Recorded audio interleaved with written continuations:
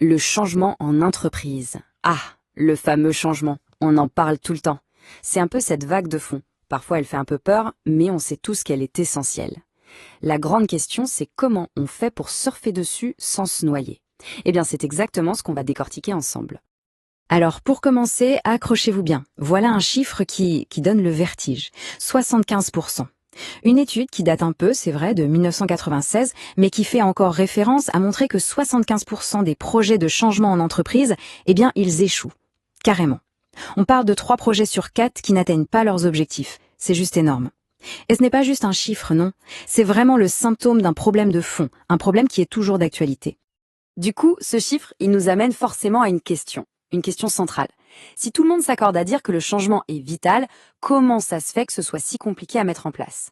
C'est un problème de stratégie, de mauvais outils technologiques, ou alors est-ce que la clé se trouve ailleurs? Peut-être du côté de l'humain, tout simplement. Allez, on va creuser ça. Bon, première chose à bien intégrer. Aujourd'hui, le changement, ce n'est plus un événement exceptionnel, une sorte de crise qu'on doit gérer en urgence. Non, c'est devenu la norme. C'est le quotidien. Les entreprises qui s'en sortent le mieux, ce ne sont plus celles qui essayent de l'éviter, mais bien celles qui apprennent à danser avec. Ok, mais concrètement, la conduite du changement, ça veut dire quoi? En fait, c'est assez simple. C'est tout l'art et la manière de gérer l'aspect humain d'une transformation. L'idée, c'est d'accompagner les gens, les équipes, d'un point A à un point B, mais en s'assurant que le voyage soit le plus fluide possible et surtout qu'on ne perde personne en route. Et attention, ces changements, ils ne sortent pas de nulle part. Ils sont poussés par des forces vraiment puissantes.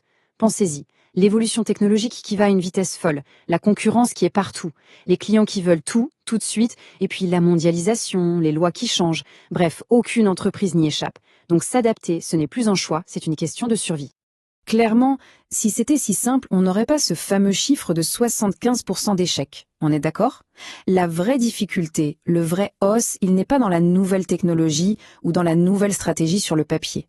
Non, il est ailleurs, il est dans le facteur humain. Et c'est là qu'on se heurte de plein fouet à ce qu'on appelle le mur de la résistance.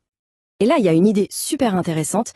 Et si, au lieu de voir cette résistance comme un problème, comme un obstacle à franchir, on changeait complètement de point de vue? Si on la voyait plutôt comme un avantage. L'idée, c'est de comprendre pourquoi les gens résistent. Parce que cette résistance, elle ne vient pas de nulle part. Elle a des racines bien réelles, souvent psychologiques. C'est la peur de l'inconnu, la peur de ne plus savoir faire, de perdre son expertise. C'est la crainte de voir sa charge de travail exploser. C'est l'incertitude, le manque de confiance. Et toutes ces émotions, elles sont parfaitement légitimes. Le pire serait de les ignorer. Et là, on met le doigt sur un truc absolument essentiel. Le décalage dans la communication. C'est presque un dialogue de sourds. D'un côté, on a la direction qui parle de nouvelles stratégies, d'efficacité, d'adaptation. Et de l'autre, qu'est-ce que les équipes entendent? Elles entendent « mon poste est en danger, je vais avoir encore plus de travail, on ne sait pas où on va ». C'est ce gouffre entre les deux qui alimente directement la résistance. Ok, le constat est fait, mais alors, on fait comment? Comment on fait pour réduire ce fossé et pour passer ce fameux mur? Heureusement, on n'est pas les premiers à se poser la question. Des experts se sont penchés dessus et ont créé des sortes de boîtes à outils, des modèles pour nous aider à y voir plus clair. C'est le moment de passer aux solutions. Alors attention, ce ne sont pas des formules magiques, hein. Il n'y a pas de baguette magique pour le changement. Mais ces modèles, ce sont des cadres, des structures qui nous aident à penser le problème, à aborder la complexité humaine de façon organisée et surtout à anticiper un peu les réactions. Le tout premier, le modèle historique, c'est celui de Kurt Lewin. Il est super simple, mais hyper puissant. Il repose sur une métaphore que tout le monde peut comprendre, celle du glaçon. Imaginez que vous voulez changer la forme d'un glaçon. Vous ne pouvez pas le faire comme ça. D'abord, il faut le dégeler, le faire fondre. Ensuite, vous versez l'eau liquide dans un nouveau moule. Ça, c'est la phase de changement. Et à la fin, pour que ça tienne, il faut le regeler. C'est simple, non? Préparer, agir et consolider. Ensuite, on a John Kotter. Lui, il propose un modèle un peu plus détaillé, en 8 étapes, qu'on peut en fait résumer en 3 grandes phases, comme une pièce de théâtre en 3 actes. Acte 1, on prépare le terrain. On crée un sentiment d'urgence, on définit une vision claire et on monte une équipe de choc pour porter le projet. Acte 2, on passe à l'action et on engage tout le monde. On communique à fond, on enlève les bâtons dans les roues et surtout, on célèbre les petites victoires pour maintenir la motivation.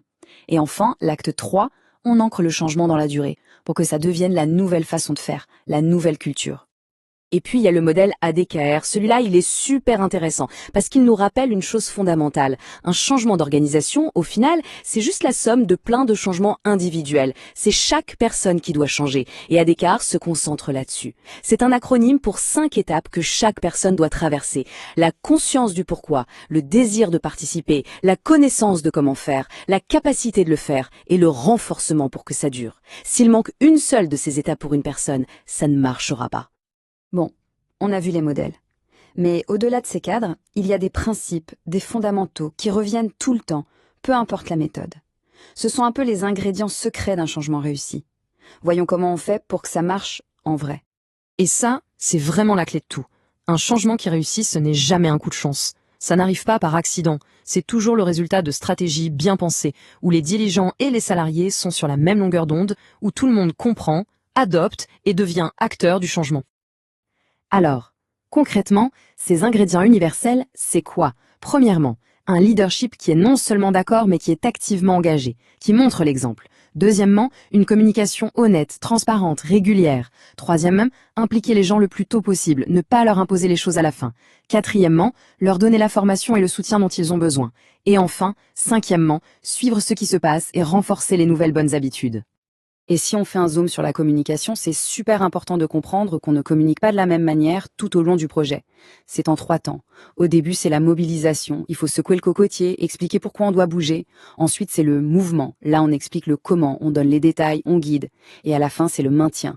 On partage les succès, on montre que ça marche pour que ça devienne la nouvelle norme.